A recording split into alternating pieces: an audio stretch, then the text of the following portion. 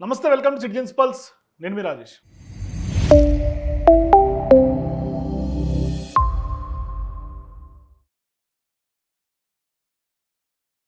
ఇవాళ తెలంగాణ వ్యాప్తంగా 22A గుబులు రేపుతోంది.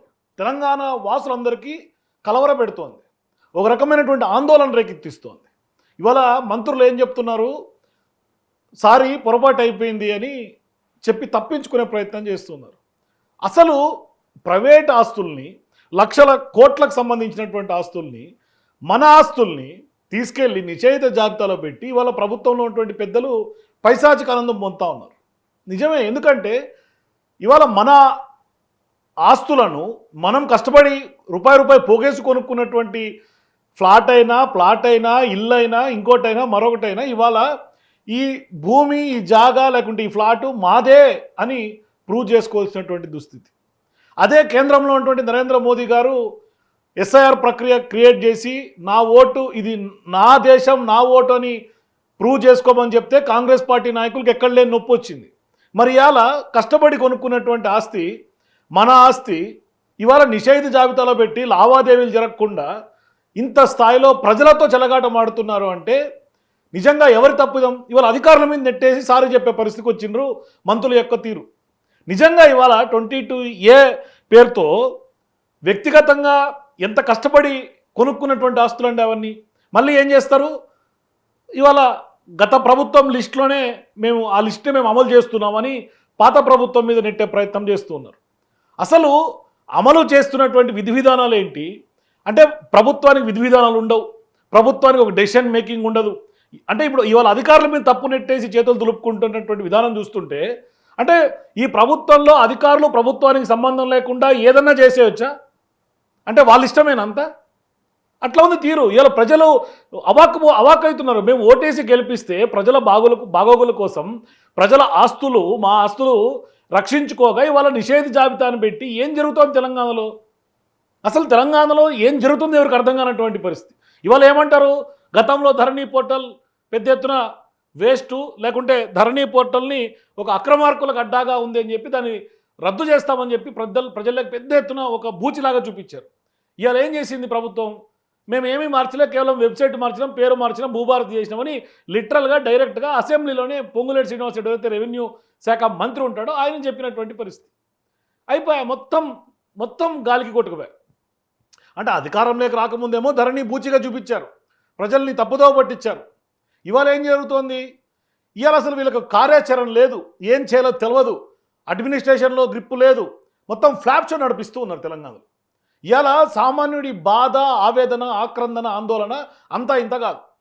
నిజంగా ఈ 22A జాబితాకు సంబంధించి చాలా సీరియస్ రివోల్ట్ వస్తుంది. జిహెచ్ఎంసీ ఎన్నికల మీద పెద్ద ఎత్తున తిరగబడే రోజులు వస్తున్నాయి ఇవాళ. ఎందుకంటే అందరి ఆస్తులు అవి అసలు ఉన్నాయా లేవా? మా జాబితా అసలు ఎక్కడో ఏదో మూలకు ప్రైవేట్దో, లేకుంటే ఎక్కడో ఏదో మూలకు ప్రభుత్వ భూమో, లేకుంటే ఇంకోటి అమ్మరటువంటి మొత్తం సర్వే నెంబర్లు తీసుకుపోయి పెట్టేసి గోల్మాల్ క్రియేట్ చేస్తే ఇది ఎక్కడికి దారితీస్తుంది? అసలు మీరెవరు మా ఆస్తుల గురించి నిషేధిత జాబితాలో పెట్టడానికి? ఇలా ప్రజలకి కోపం వస్తే ఏం జరుగుతుంది తెలుసా? చెప్తా మీకు ఒకసారి చూడండి నిన్న మంత్రులు ఏం మాట్లాడినరు. ప్రభుత్వం తరఫున న్యాయపరంగా జాప్యం జరిగిందా, అధికారుల సమాచార పరంగా జరిపిందా, దాని మీద విచారణకు ఆదేశిస్తా ఉన్నాం.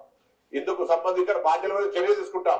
ఆల్ కలెక్టర్స్ ఇవి ప్రొహిబిటెడ్ లిస్ట్ లో ఉన్నాయి అని పాత కాపీని కంటిన్యూ చేసి ఇవ్వటం జరిగింది. అక్కడ డెఫినెట్ గా మా అధికారులది పొరపాటు ఉంది. ప్రజలకి కొంతమందికి ఇబ్బంది కలిగిన మాట వాస్తవం. దానికి నేను నిజంగా చాలా వాళ్ళందరికీ కూడా నా పక్షాన సారీ చెప్తున్నాను. అంటే ఇవాళ మంత్రులు సారీ చెప్పి తప్పించుకుంటే అయిపోయిందా? అంటే వెరీ సారీ అంటే అయిపోయిందా? మరి ఇప్పటిదాకా పబ్లిక్ పడినటువంటి ఎగవనికి బాధ్యులు ఎవరు? ఇవాళ ప్రజల తరఫున వాళ్ళ ఆస్తుల్ని తీసుకెళ్లి నిషేధ జాబితాను అమలు చేసినటువంటి వాళ్ళు ఎవరు? ఇవాళ పెద్ద ఎత్తున రివోల్టు, తిరుగుబాటు, ప్రజల నుంచి వ్యతిరేకత వ్యక్తమవుతుంటే మాకు సంబంధం లేదు, అధికారులదే మొత్తం అంతా, వాళ్ళు ఇచ్చిన లిస్టు అని చెప్పి చేతులు దులుపుకుంటూ ఉన్నారు. ఇది ఎంతవరకు సమంజసమని అడుగుతూ ఉన్నారు ప్రజలు. ఇవాళ మీకు సంబంధం లేకుండా ఆ యొక్క నిర్ణయం ఎట్లా జరిగింది? ఇంత భారీ నిర్ణయం 22Aకి సంబంధించినటువంటి లిస్టులు మీరు ఇంప్లిమెంట్ చేయాలని, లేకుంటే ఆ నిషేధ జాబితాలో రాత్రి పెట్టాలని ఇది మీరు ఇచ్చినటువంటి ఆదేశాలే కదా. రెవెన్యూ శాఖ మంత్రిగా ఉన్నటువంటి పొంగులేటి శ్రీనివాసరెడ్డి గారు రాజీనామా చేయాలా. ఇది బాధ్యతారాహిత్యంగా ఆ యొక్క శాఖ నిర్వర్తించినటువంటి నేపథ్యంలో ఖచ్చితంగా రాజీనామా చేయాల్సినటువంటి బాధ్యత ఉంది. ఎందుకంటే ఇంత గందరగోళమైనటువంటి డెసిషన్స్ గతంలో ఎప్పుడు ఎవరు తీసుకోలే. ఉమ్మడి ఆంధ్రప్రదేశ్లో జరగలే, బీఆర్ఎస్ పార్టీ గత 10 ఏళ్లలో జరగలే, ఇవాళ కాంగ్రెస్ పార్టీ వచ్చిన తర్వాత మొట్టమొదటిసారిగా ఇది భారీ తప్పిదం. ఇవాళ ప్రజలందరూ బిక్కుమంట బతుకుతా ఉన్నారు. హైడ్రా తీసుకొచ్చి ఇల్లులు కూల్చేశారు, జేసీబీలు తీసుకొచ్చి.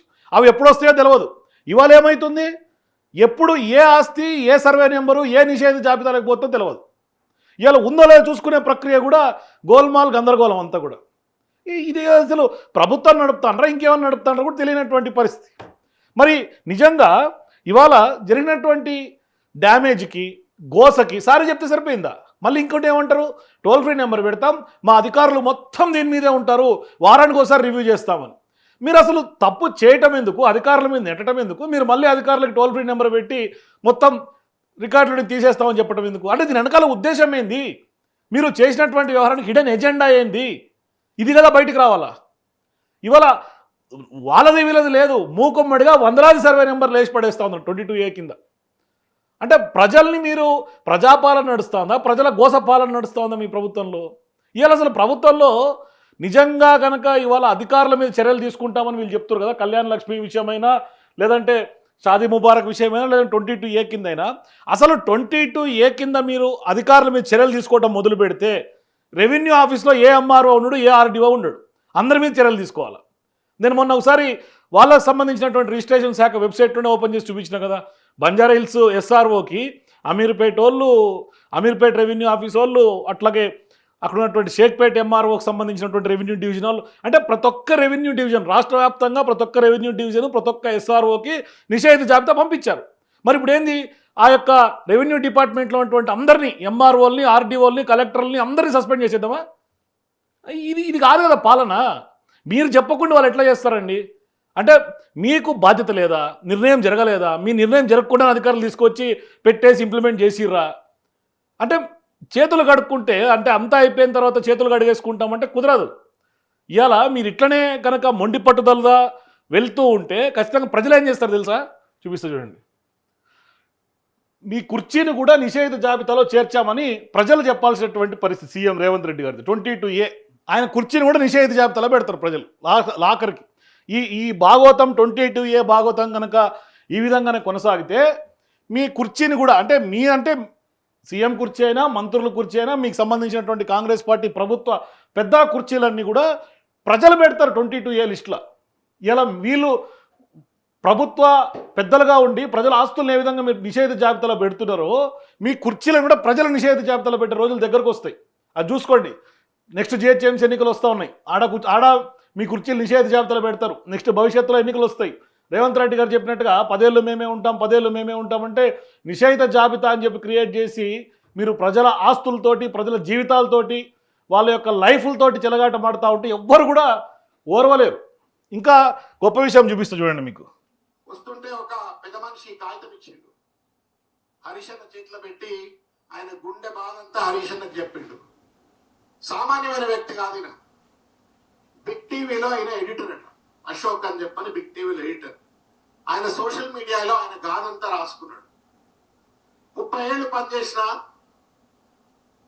నాకు సొంత ఇల్లు లేదు, అక్కడ తనట్లాడి, ఇక్కడ తనట్లాడి, ఈ కష్టపడి, ఆ కష్టపడి నేను ఎట్లా కొత్త ఫ్లాట్ కొనుక్కోలేను కానీ సెకండ్ హ్యాండ్ ఫ్లాట్ కొనుక్కుంటా అని చెప్పని సెకండ్ హ్యాండ్ ఫ్లాట్ కోసం 40 లక్షలు పోగు చేసుకుని ఆ ఇల్లు కొనుక్కోవడం కోసం ఆల్రెడీ ఓనర్కు డబ్బులు ఇచ్చి రిజిస్ట్రేషన్ దగ్గరికి పోతే ఇది 22A ఉంది అని చెప్పని, ఏ రకంగా నేను బాధపడుతున్నా అని చెప్పని ఒక జర్నలిస్ట్ సోదరుడు, సమాజంలో ప్రశ్నించగలిగేటోడు, వాళ్ళు ప్రశ్నిస్తే సమాజం వింటుంది, అటువంటి వ్యక్తి కూడా ఇవాళ బాధను వ్యక్తీకరిస్తూ హరీషన్న దగ్గరికి వచ్చి ఈ యొక్క వినతి పత్రాన్ని ఇచ్చిపోయిన పరిస్థితి. ఇట్లా చాలా మంది అశోకులు ఉన్నారు. ఇవాళ లక్షలాది మంది, కోటాను కోట్ల మంది ఇవాళ 22A వల్ల ఇవాళ నానా ఇబ్బంది గురవుతున్నట్టుగా పరిస్థితి. వీళ్ళందరికీ తగిన గుణపాఠం చెప్పే విధంగా మన పోరాటాన్ని ఇంకా బలంగా ముందుకు తీసుకెళ్దామని చెప్పి ఇవాళ బీఆర్ఎస్ పార్టీ మల్కాజ్గిరిలో పోరాటం చేశారు పెద్ద ఎత్తున. హరీష్ రావు గారు నాయకత్వం వహించారు. హరీష్ రావు గారు కూడా చాలా సీరియస్గానే ప్రభుత్వం ఎట్లా నిషేధ జాబితా అమలు చేస్తుంది, అసలు ముఖ్యమంత్రి మంత్రులు తెలవకుండా ఎట్లా నిర్ణయం జరుగుతుంది అని చాలా సీరియస్గానే క్వశ్చన్ చేసిండ్రు. సో హరీష్ రావు గారు కూడా ఏమంటారో వినండి. ఇవాళ ప్రాహిబిషన్ 22A లక్షల భూములు పెడతాడు, పొంగిలేట్ అంటాడే ఇది తప్పు నాది కాదు ఆఫీసర్ల తప్పు. అంటే ఒప్పు అయితే మీది, తప్పు అయితే ఆఫీసర్లదా? మంచి అయితే మీరేసుకుంటారు బుట్టల, మీరు చేసిన తప్పులకు అధికారులను బలి చేస్తారా? ఒకవేళ అధికారులదే తప్పు అయితే యాక్షన్ తీసుకోండి, ఏ అధికారి తప్పు చేస్తే అధికారి మీద చర్య తీసుకోండి. తీసుకోరు, ఎందుకంటే తప్పు అధికారులది కాదు, తప్పు పాలకులది, ప్రభుత్వానికి. కనుకనే ఉత్త నోటి మాటలతో ఇలా దులుపుకునే ప్రయత్నం చేస్తున్నారు. నేను ఇంకో మాట అడుగుతా, పొంగులేటి గారు ఏమంటున్నారు? మేం భూములన్నీ తీసేస్తాం, ఏదో నిషేధిత భూములో అధికారులు పెట్టినరు, తప్పైంది, సారీ, మేము తీసేస్తాం, మీరు దరఖాస్తు పెట్టుకోండి అంటున్నారు. అంటే నువ్వు తప్పు చేస్తావు, ప్రజలు ఆఫీసుల చుట్టూ తిరగాలనా? దరఖాస్తులు పెట్టుకొని తిరగాలనా? ఇప్పుడు కార్తీక్ ఏమన్నాడు? సబ్ రిజిస్ట్రేషన్ ఆఫీస్ పోతే ఎంఆర్ఓ దగ్గర పోతే ఆర్డీఓ దగ్గర పోతే కలెక్టర్. ఇదే పని ఇక. ఇప్పుడు ఏ భూములు నిషేధిత జాబితాలో పెట్టినరో మీరే కదా పెట్టింది. పెట్టిన వాళ్ళు సీదా తీసేయచ్చు కదా, దరఖాస్తులు ఎందుకు? అంటే దరఖాస్తులు పెడితే దాని మీద ఫోన్ నంబర్ ఉంటే ఫోన్ చేసి 30% అడుగుతారా? పలానోళ్ళని కలుగుండ్రని చెప్తారా? దరఖాస్తులు ఎందుకు? ప్రజలు తిరుగుడెందుకు ఆఫీసుల చుట్టూ? సో విన్నారు కదా హరీష్ రావు గారు ఏమన్నారు. అయితే ఇక్కడ ప్రధానంగా కళ్యాణ్ లక్ష్మికి, షాదీ ముబారక్లకి, లేకుంటే ప్రభుత్వంలో ఉన్నటువంటి పథకాలకు పైసలు ఉండవు, కానీ రిటైర్డ్ అయినటువంటి ఉద్యోగులకు పైసలు ఉండవు, జీతాలకు పైసలు ఉండవు, కానీ వీళ్ళు తిరగడానికి కొత్త హెలికాప్టర్లకు అయితే పైసలు ఉంటాయి.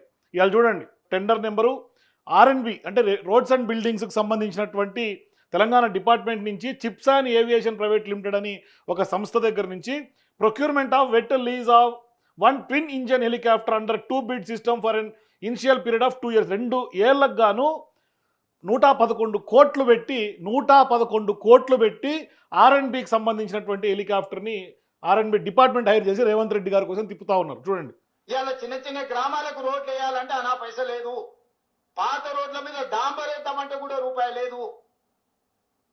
రాష్ట్రం మొత్తం ఆర్థికంగా దెబ్బతిన్నాము. ఒక కుటుంబం విచ్ఛిన్నమైపోయి చిన్నాభిన్నమైపోయి ఆర్థికంగా పూర్తిగా దివాలా తీస్తే ఎట్లుంటుందో తెలంగాణ రాష్ట్ర ప్రభుత్వం యొక్క ఆర్థిక వ్యవస్థ అట్లనే ఉంది.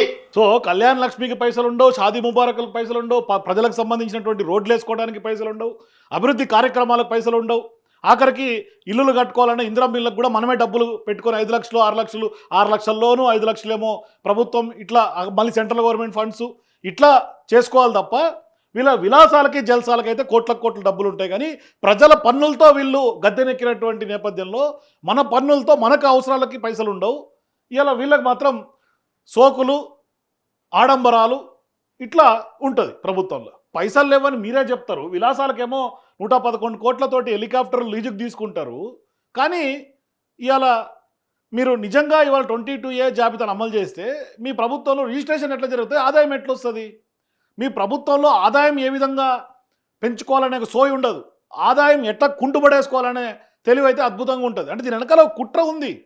ఈ నిషేధ జాబితాకు సంబంధించి సిటీ జనం బెంబేలెత్తున్నటువంటి నేపథ్యంలో ఖచ్చితంగా గ్రేటర్ వ్యాప్తంగా 22Aను అమలు చేసి పూర్తి స్థాయిలో ఒక కుట్రపూరితమైనటువంటి వ్యవహారం జరుగుతూ ఉంది. దీని వెనకాల భూములు కొల్లగొట్టేందుకు కుట్ర జరుగుతూ ఉందేమో అని అనుమానం కలుగుతూ ఉంది. అంటే మీరు అప్పటికే రిజిస్ట్రేషన్లు ఆగిపోయి, రియల్ ఎస్టేట్ మొత్తం కుదేలైపోయి రిజిస్ట్రేషన్లు చేసుకోవడానికి ఎవరు రానటువంటి తరుణంలో మీరు 22A జాబితాను కనుక అమలు చేసి ఇవాళ సిటీ జనం మీద ఒక రకమైనటువంటి ఒక భయాందోళన క్రియేట్ చేస్తే ఇక అసలు రిజిస్ట్రేషన్ ఆఫీస్కే ఎవరు పోరు. అసలు ఎవరన్నా తెలివి ఉన్నోళ్ళు ఇప్పుడు ఆ అశోక్ స్టోరీ చూసిన తర్వాత 30 ఏళ్ల పాటు జర్నలిస్ట్గా ఎంత కష్టపడి ఉంటే ఒక సెకండ్ హ్యాండ్ ఫ్లాట్ కొని ఉంటాడు. ఇప్పుడు ఆ ఫ్లాట్ కూడా నిషేధిత జాబితాలో మీరు పెట్టేసిండ్రంటే ఇక ఎంతమంది సామాన్యుల బతుకులతో మీరు ఆటాడుకుంటున్నారు? ఎవరు రిజిస్ట్రేషన్కి వస్తారు? ఎవరు హైదరాబాద్లో స్థిర ఆస్తులు కొంటాడు? ఎవరు కొనరు, ఎవరు రారు, ఇన్వెస్ట్మెంట్లు రావు. మాకు వద్దురా నాయన హైదరాబాద్ని పారిపోయే పరిస్థితి తీసుకొస్తున్నారు. ఇవాళ హైదరాబాద్ని ఏం చేద్దాం అనుకుంటున్నారు అనేది ఆ ప్రపంచంలో ఎక్కడ ఉన్నటువంటి హైదరాబాద్ని ఏడికి దిగజొక్కుతున్నారో మీరు నాకు అర్థం కావట్లా. సరే, మీరు నిజంగా ఈ వీడియో చూసిన తర్వాత ఈ 22A జాబితా మీద పొంగులేటి గారు సారీ చెప్తే సరిపోతుందో, లేకుంటే పొంగులేటి గారు దిగాల్సినటువంటి అవసరం ఉందా? మీ అభిప్రాయాల కింద నాకు కామెంట్స్ చెప్పండి. For more videos please watch citizens pulse.